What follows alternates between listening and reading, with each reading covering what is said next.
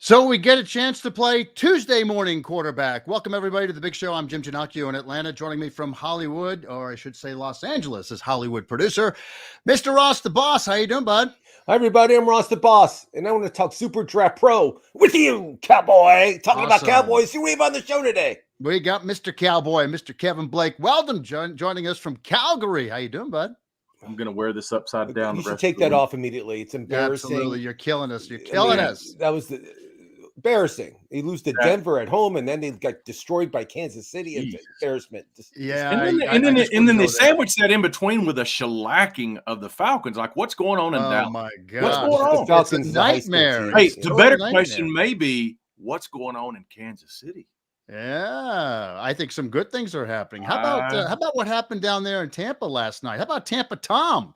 This is interesting. Before the game started last night, if he lost 2 games in a row in the past, he was 10-0 following those 2 games in a row. Now, think about that stat for a minute. It goes deeper, right? If you think about it, in 22 years, he's only had 2-game losses 10 times. I can name 15 quarterbacks this year that got 2-game losses. I mean, that's absolutely insane. Wow. Anyway, and the last time he lost 3 straight was October 27th, 2002, and he lost to Brian Greasy, who's been in the broadcast booth for the last 10 years. Wow. So what does that tell you? Wait, he lost to Brian Greasy. What do you think of this guy? How'd that happen? Yeah, can you imagine? That was with New England back in 2002, and that was right after they won a Super Bowl, too. Ross, what do you think about this guy? Tom Brady's the GOAT. People say Joe Montana. They say other players. Tom Brady's the greatest quarterback that ever played the game. And if he has it his way, he'll probably get 9 or 10 rings. We'll see. We'll see if he can play till he's 50. I have no idea, but I hope he does it. So let me just share this. Now, this is something that I saw last night on TV, and I was blown friggin' away. Of all the years I've been doing sports, I've never seen a stat that actually showed how good a guy really is. Career passing touchdowns. This was interesting. So his career passing touchdowns since he's been 40 years old, okay, in comparison to guys that played their entire life of throwing touchdown passes. Sid Luckman, his entire career, 137 with the Bears. Bart Starr, 152 all-time touchdown passes with the Green Bay Packers. Roger Staubach, 153 with the Dallas Cowboys. Now, granted, times have changed, but since he's been 40 years old, he has 154. He's got more touchdown passes from 40 to 44 than those historic, Hall of Fame quarterbacks. Guys, I mean, you better hope that Tom Brady has home field advantage during the playoffs. If Tampa Bay has to go somewhere else during the playoffs, they might lose. I hate to say it, but Tom Brady's a whole different quarterback when he's out of Tampa Bay. And you know what's true in the stats this year? He has like two or three touchdown passes away and like 23 or 25 now at home. It's like Dr. Jekyll and Mr. Hyde. It's unbelievable. It really is. It really is. And here's something else I want to share about last night's game. It really got me something. I mean, you realize how bad the Giants are when they come off a bye week and they get clobbered the way they did. I mean, Daniel Jones, he was horrible last night. I mean, the average drive was 5 plays for 19 yards for the Giants. And you want to compare, I compare Jones brothers, okay? Or Jones boys, Jones last name. Daniel Jones with the Giants, Mac Jones with the Patriots. I look at the leadership from the Giants. I look at the leadership from the Patriots. So you got Joe Judge with the Giants. You got Bill Belichick with the Patriots. You got Mac Jones in his first year, and he's got better numbers, much better numbers than Daniel Jones in his 3rd year. Man, I'm telling you, from the top down, it makes a difference, doesn't it, guys? Yeah, but guys, you watched the game. He had no offensive line. He was sacked. Every time he went back, he had about 1 second to throw the ball. You can't play quarterback and do that. There's no way Kevin Blake Weldon could do that. I mean, come on, bro. I mean, the offensive line yesterday was an embarrassment. Tampa Bay's defense isn't that great. It's not like there's this great, unbelievable defense. The offensive line should be embarrassed for the Giants, the way they pass block for him. He didn't have any time. He was running around like a chicken with his head cut off. It wasn't fair to Daniel Jones. I know he's better than that. I've seen him play better than that. And you know what? The Giants, they better start drafting some offensive linemen. If not, it's going to be a long, long era for the Giants this 2020. Yeah. I agree with that, Ross the Boss. I felt bad for him last night. I mean, watching sack after sack after sack, and then a couple of times they zoomed in on him, just seeing him slam the ball down to the turf. Like, what the hell am I supposed to do? You guys got to give me more than, what do you say, 1 second to throw the ball? It's like 1 second. He did, yeah. It was sad to watch that, because the Giants are a better football organization than what they showed last night. I'm not a big Giants fan, I'm not a big Jason Garrett fan. I was kind of happy to see that. Sad because he was the Dallas head coach for years, and you're not a fan is. Yeah, and he's not making any effects. Speaking of Dallas, guys, not looking good for him. I can tell you that right now. Well, and speaking of Dallas, I mean, I look at that situation, and they're kind of like down in the dumps. They're playing a short week. They're going into Thanksgiving. KBW, I'm sorry, brother, but I mean, they're looking bad. I mean, I don't understand it. You got Zeke Elliott and Pollard, who get 16 touches total this past weekend. Why aren't the Cowboys running the football so they can open up the passing lanes for Dak Prescott? Man, KBW, why? I have no idea what that game plan was. It's almost like that first pass, to Michael Gallup. That could have been 7 points right there, right at the first quarter. And it's almost like that kind of set the tone. And you see this happen from time to time, where players and teams have an opportunity early on and they miss it. Something doesn't go the way, and it just, like everything from there is like domino effect. And that's what happened, the other day with the Cowboys game. And I tell you what, this is the only thing I'm excited about. It is Thanksgiving, and they did get embarrassed, and I think they're going to come out with a chip on their shoulder, just like they did against the Falcons. And I think personally that the Raiders are in trouble on Thursday. That's just my feeling. My gut feeling says the Raiders are in trouble. The Cowboys that we have seen all year are going to show up, not the Cowboys that showed up against the Denver Broncos or that showed up against the Chiefs. They got to give the Chiefs a little bit of credit. They have turned some things around there, and they are looking formidable. I'm excited to see them get the respect. I'm a huge Patrick Mahomes fan. Yeah. I'll make some plays. That was a great team. But to hold the Cowboys like they did in the Broncos with those defenses, somebody's got the Cowboys number. But I think the people that got the Cowboys number is the Cowboys, because if they don't run the football, I mean, what they're missing is having a chance to give Dak some open space. I look at what the Packers went through, right? When they were down Devontae Adams and Marcus Valdez-Scantling, they ran the ball. They won the game.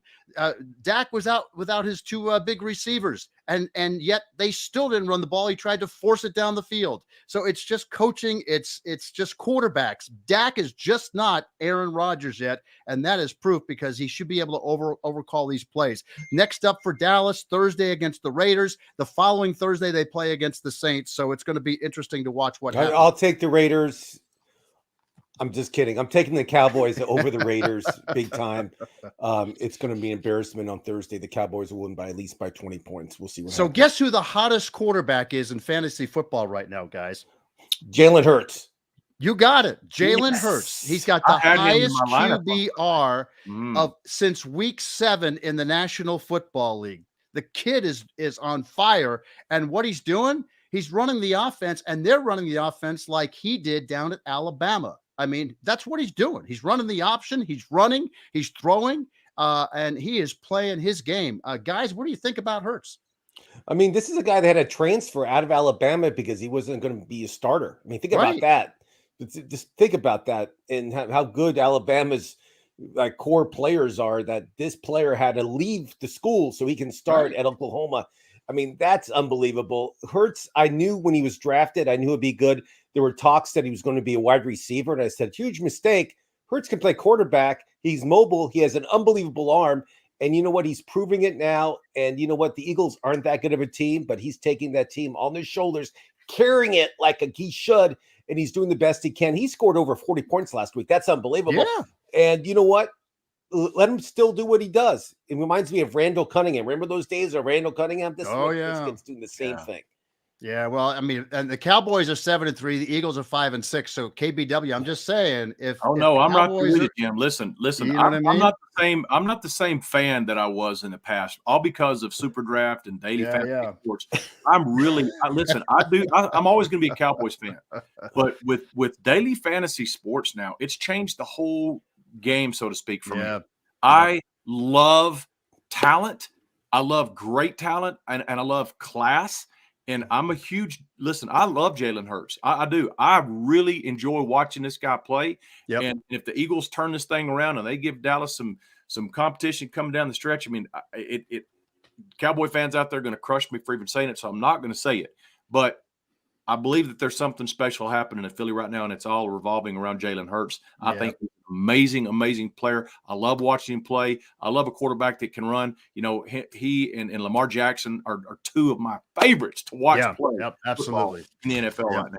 Yep, absolutely. All right, a couple of quick other NFL notes, and then we're going to get to the NBA picks for tonight because that's what we have on tap on the Superdraft app, online app. So here we go. Packers just lost Elton Jenkins, the big left tackle, Ross. I mean, that's the blind side for Aaron Rodgers, and they're going against the Rams Sunday. I mean, are they going to be in trouble? Oh, yeah. The Rams have this guy named Arnold. Was Defensive Player of the Year a couple years in a row. He also was all pro. I mean, yeah, I hope Green Bay has somebody to back him up, but they're not going to be able to stop Arnold. He'll be running a recluse against Green Bay on Sunday. But again, Aaron Rodgers, I never bet against Aaron Rodgers. So there you go.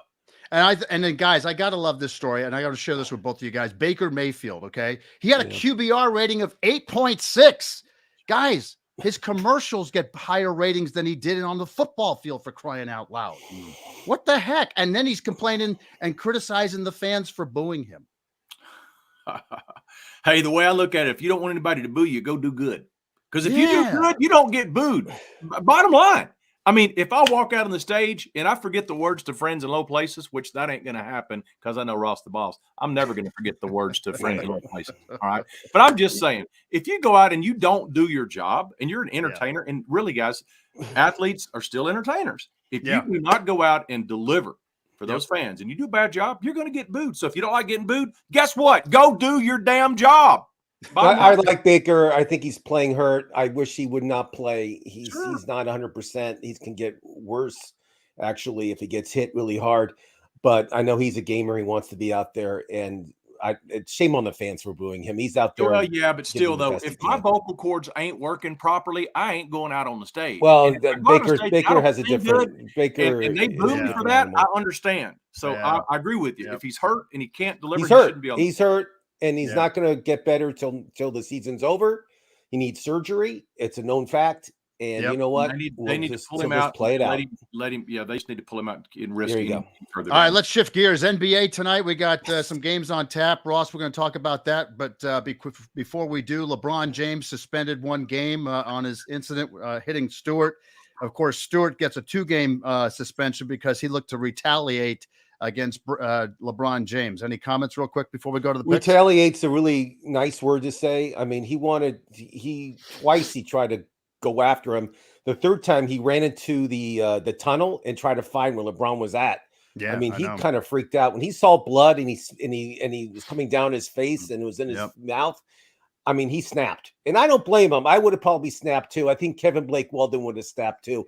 I mean, when something happens like that, you don't know how you're going to react. And I feel bad for the young kid. He's a young guy, and he just so overreacted. And LeBron apologized many times. He even wanted his phone number last night to call him at home to say, "Listen, I'm sorry."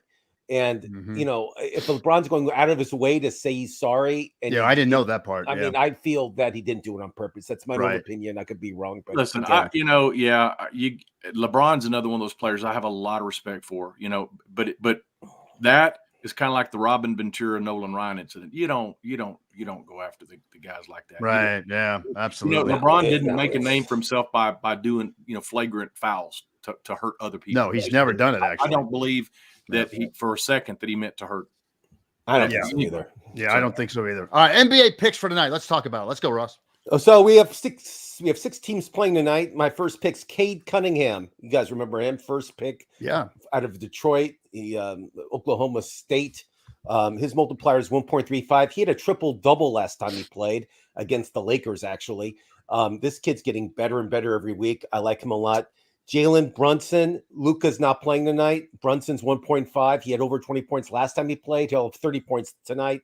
Damian Lillard, 1.2. I feel he'll have a big game tonight. I like him a lot. Jimmy Butler, 1.15. He plays for the Miami Heat.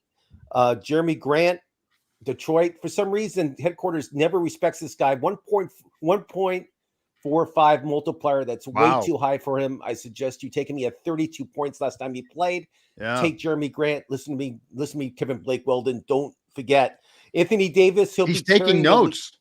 What? Yeah. He's taking notes. He's taking notes. Anthony Davis, he'll be carrying the Lakers tonight because there's no LeBron James, like Jim mentioned. I like him a lot. And Julius Randle for the Knicks, he's been almost like double-double, close to triple-double almost every game. I like him a lot. And then on the side, you know, if you have more than one ticket, like I do, because I'm a elite package guy, and so with everybody else here is, I like Russell Westbrook tonight, just because there's no LeBron. He kind of carries the Lakers too. He'll have a triple-double tonight. I guarantee it. I bet you Kevin Blake's cowboy hat. And then my long shot tonight, I love Tyler Hero. He's been scoring like crazy this year, over 20 points a game. Doing great, yeah. Tyler Hero is a 1.5 multiplier. Yeah. So I like that a lot too. Those are my picks for tonight. What do you guys think? I think they're great. What do you think, Kev? I just took down a few names that I didn't have in my lineup. I might have to go do some editing on mine, but I got Porzingis. I think Porzingis is going to have. I have Porzingis in a couple of my tickets. I'm not going to lie to you. I do have Porzingis too, because you like him also, and there's no Luka tonight. So I think Porzingis and Brunson are both going to pick up the slack in Dallas because there's no Luka. You're 100% right. That's a great pick. Absolutely, great pick. guys. We appreciate. I like that. I appreciate you guys on this incredible day. KBW, thanks for joining us from Calgary. Absolutely. Ross the Boss from Los Angeles. I'm Jim Ginocchio in Atlanta. Have a great day. We'll see you tomorrow. Awesome.